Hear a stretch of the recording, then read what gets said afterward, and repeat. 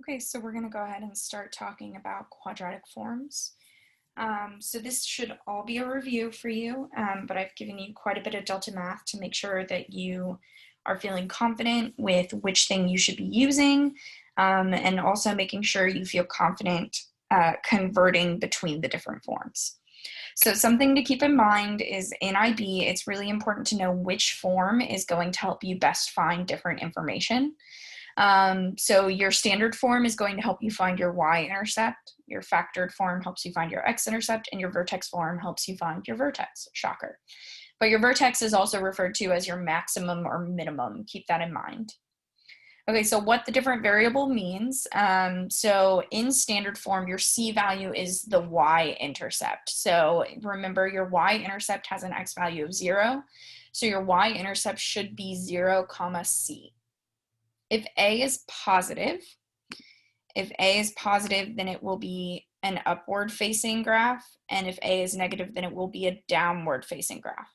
So if A is positive, keep in mind for your vertex that this would be a minimum. And if A is negative, then you're looking for a maximum. That should help you on your Delta Math as well. As far as your factored form, remember that your values, you're making them the opposite. So if it's the opposite, then if the factors are x minus 3 and x plus 4, then you have to flip the sign in order to write your roots. So that would be, if it was x minus 3, it would be 3, 0. And if it's x plus 4, then it would be negative 4, 0. So make sure you change the sign.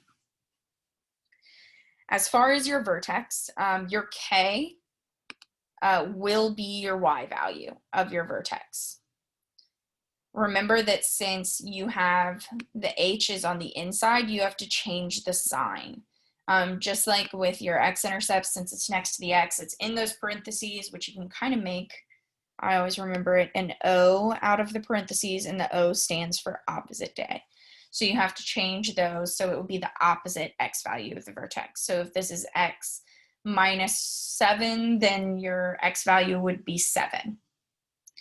Okay, so moving on from that, let's take a look at a couple different examples, which are actually all the same example, just written differently. So all of these equations are equivalent, meaning that even though they're not written the same way, they yield the same result, but they're a little bit more helpful. So this one, the first one in standard form, helps me find my y-intercept, which remember your y-intercept, your x-coordinate is 0. And so my y value is 6 because that's my C. So that is my y-intercept.